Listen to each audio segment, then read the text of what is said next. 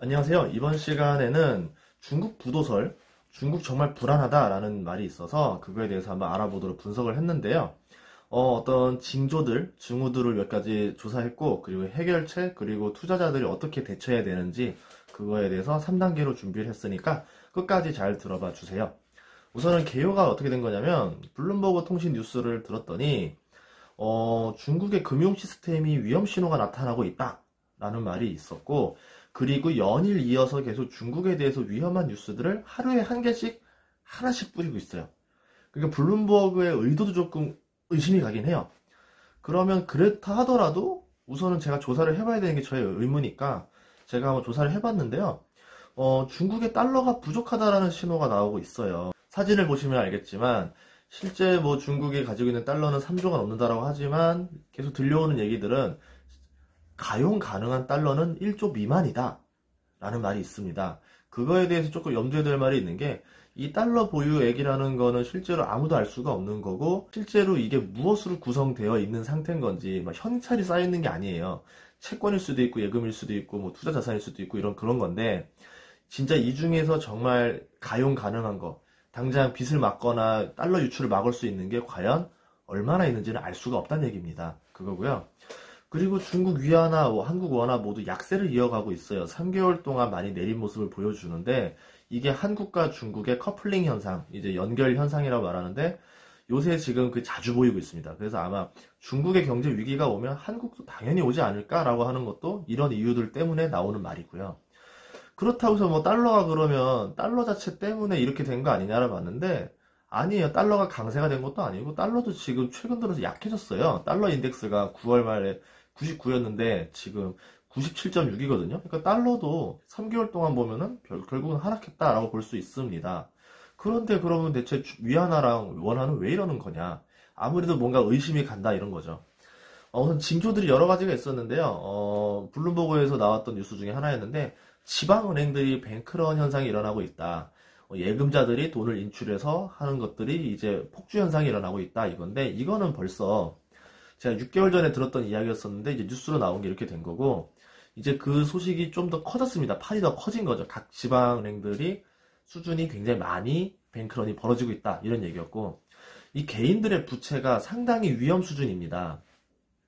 그리고 또 채권 상환 재조정을 단행했다 이런 뉴스까지 같이 나오고 있었죠.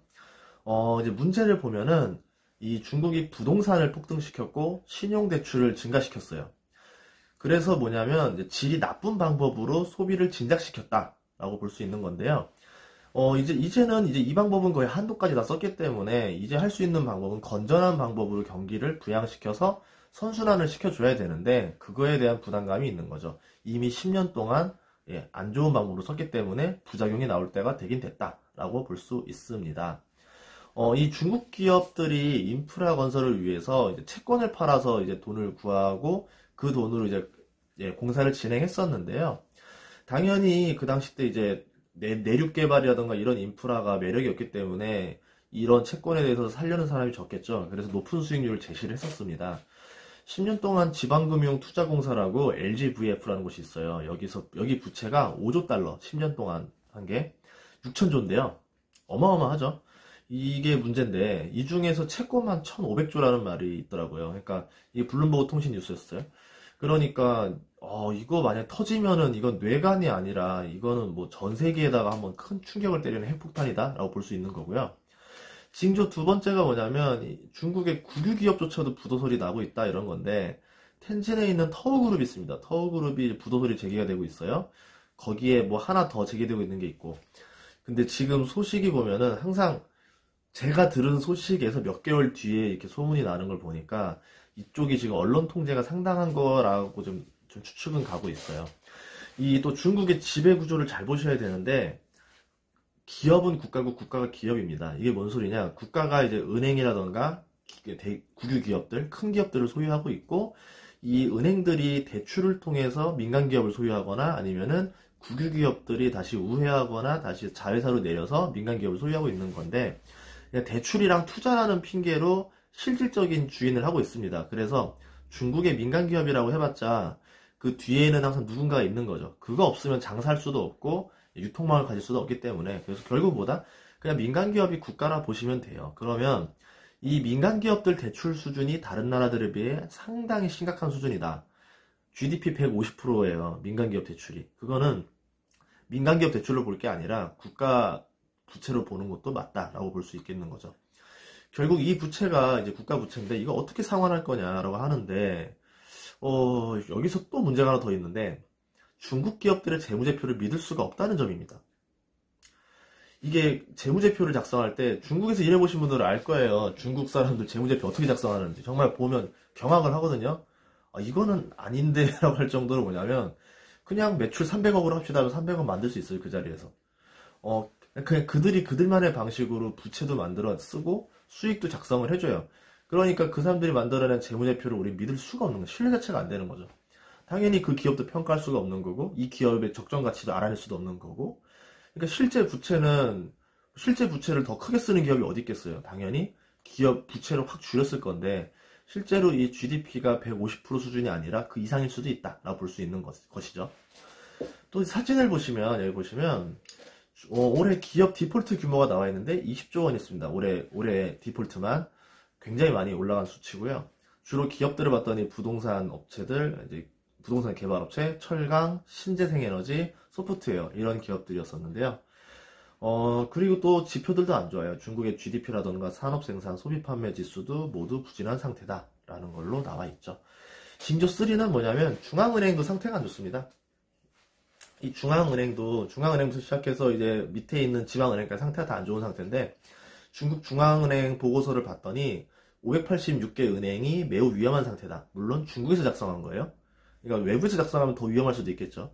근데 이 586개가 그 은행이 총 4,400개거든요. 그 중에 586개라는 거는 중국에 있는 은행 중에 15%가 매우 위험한 상태에 처했다.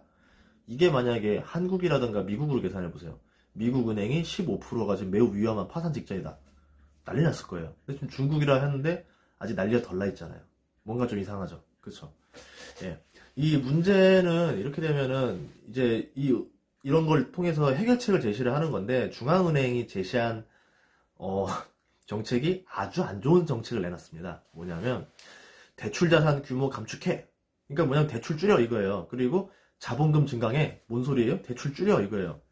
배당금 축소해. 주주들한테 돈 주지 마. 그럼 주가 폭락 일어나겠죠? 경영진 교체해. 이거는 뭐 그냥 이유 없는 거잖아요. 교체한다고 잘할 거 있어요? 다 그 사람이 그 사람인데. A은행이 B은행 가고 B은행이 A은행 가면 서로 교체인가요? 그게 아니죠. 그러니까 이렇게 되면 뭐냐면 결국 누가 피해를 보냐면 개인이랑 기업들이 피해를 본다는 건데 대출 연장 거부할 거고요. 신규 대출 거부해 줄 겁니다. 그러면 당연히 지방부터 뭐가 돼요? 줄도산이 일어나는 거죠. 그러니까 대출을 받을 수 있는 뭐 이제 공안 쪽에 백이 있거나 뭐 이제 당에 백이 있는 사람들, 뭐 기업 개인들은 살아남겠지만 이 백이 없는 기업들은 죄다 노산하는 일이 벌어진다는 거죠. 그러면 이게 가만히 있을까 사람들이?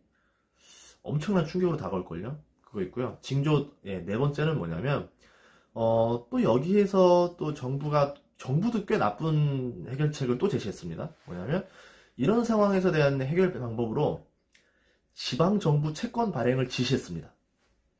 인프라 산업에 투자하래요. 결국 뭐냐, 건설을 통해서 부양을 또 해라 이런 얘기인데, 아까도 말했지만, 지금 그런 거, 부동산 개발을 통한 이제 경제 부양은 좋은 거 아니에요. 그러니까 좀 부작용이 심한 모르핀 같은 건데 여기에 또 그거를 했고 그나마 제일 가성비가 좋은 해안 개발이 아니라 내륙 개발이에요. 내륙 도시 개발.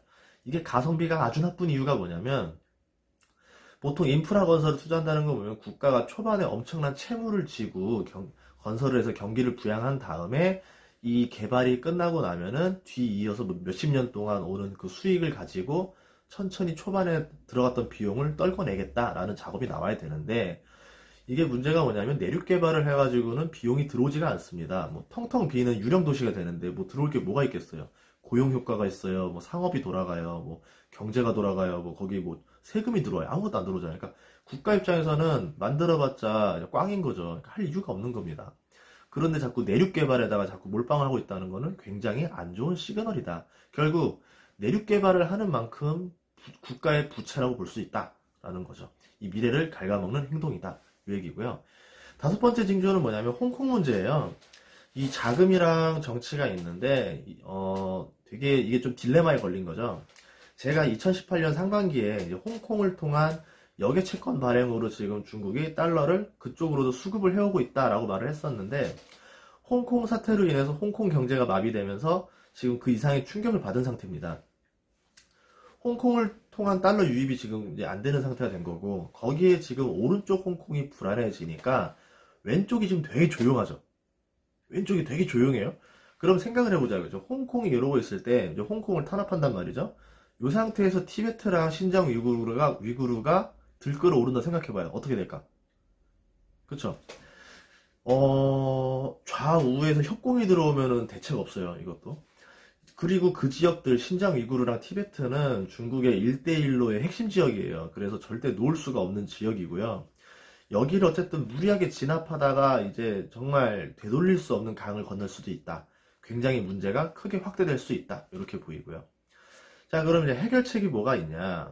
뭐냐면, 제가 중국 정부라면은 두 가지 정도의 해결책을 생각해 볼 것 같은데, 쉽게는 못할 겁니다. 그래도 해야만 하는 정책인데요. 첫째는 기업의 지배구조를 바꿔야 돼요. 실제로 지금 대부분의 은행이란 기업이 중국 정부 소유라고 봐야 되는데요. 직접적으로, 간접적으로 간에. 이 국가가 국유기업을 소유하고 대출을 몰아줘서 기업을 키우고 다시 민간기업을 소유하는 형태인데, 이거를 고리를 끊어야죠. 국유기업들도 많이 민간화하고 민간기업들에 대한 간접적인 소유권도 끊어버리고 이제 뭐 상장을 통해서 완전히 풀어내야 됩니다. 하지만 이게 너무도 많은 이권이 걸려있는 상태라서 자발적으로는 당에서 해결을 못할 거예요. 그래도 이 작업을 통해서 정부가 기업을 움직인다는 오해를 받지 말아야 이제 건전해질 겁니다. 좋은 방법으로 뭐냐면 이제 증시 상장한 기업들 같은 경우는 50% 이상 지분을 외국인이 가져갈 수 있게, 그러니까 한마디로 외국계 기업으로도 가져갈 수 있도록 풀어놔줘야 되고요. 기업 회계를 국제 기준에도 맞게 해줘야 되고, 대기업 같은 경우는 이 회계 감사를 중국이 하는 게 아니라 외국, 뭐 미국이나 영국이나 프랑스 이런 회사들이 하도록 맡겨야 됩니다. 그래야 외국 투자자가 이제 기업의 신뢰를 갖고 투자를 다시 들어갈 수가 있겠죠. 그렇게 되면은 증시로 다시 달러가 들어오면서 외환 보유고가 채워지고 또 투자가 활발해지면서 부채를 좀 감축해 나갈 수 있고 그 돈으로 다시 또 성장을 또 해볼 수 있고, 중국 같은 경우도 인구수가 워낙 많기 때문에 성장 가능성은 정말 무한한 나라예요. 이제 지금 이 위기를 어떻게 해결해 나가냐가 문제인 거겠죠. 이거였고, 해결책 두 번째는 뭐냐면, 못할 것 같은데, 이거는 디폴트 선언을 해줘야 돼요. 디폴트를 선언을 해서 부채를 확정을 지어줘야 돼요. 이제 그리고 구조조정을 실시해야 하는 건데, 정부가 디폴트를 선언하라는 게 아니라 은행이라던가 기업들이 디폴트 선언하는 게 맞습니다. 이게 자발적으로 못할 거예요. 근데 이제 해줘야 돼요. 그러니까 국가가 강제적으로 해줘야 돼요. 야, 부채 비율 몇 프로 이상, 그리고 수익성 몇 이상, 몇 이하, 뭐 적자 몇 년 이상, 이런 거 다 전원 디폴트야라고 해가지고, 기업 리스트를 딱 정해서, 그러니까 살생부 같은 거죠. 이거를 해가지고, 파산 기업들을 쭉 정해서 다 파산을 시켜줘야 돼요. 그리고 파산 처리를 해버리고, 은행들도 그동안 쌓아놨던 대손충당금 가지고, 다 처리해버리고, 떨구고 나면 더 이상 이제 부실이 나올 게 없잖아요. 그러고 나면 이제 뭐냐면, 좋아질 것밖에 없는 거죠.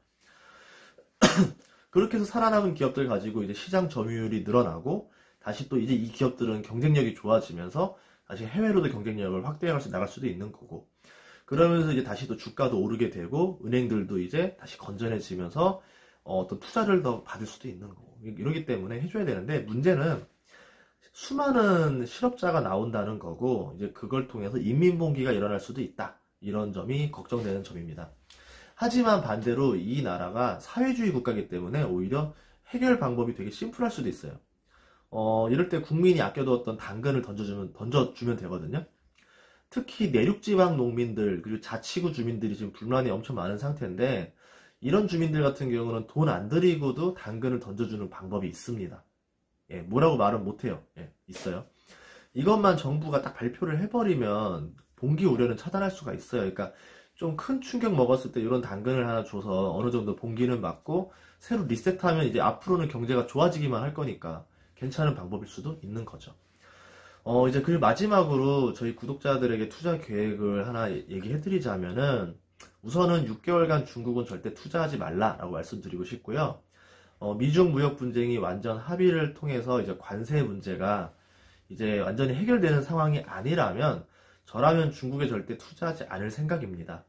하지만 반대로 중국에서 유망한 기업들을 얼른 공부해야 되는 시기도 왔어요.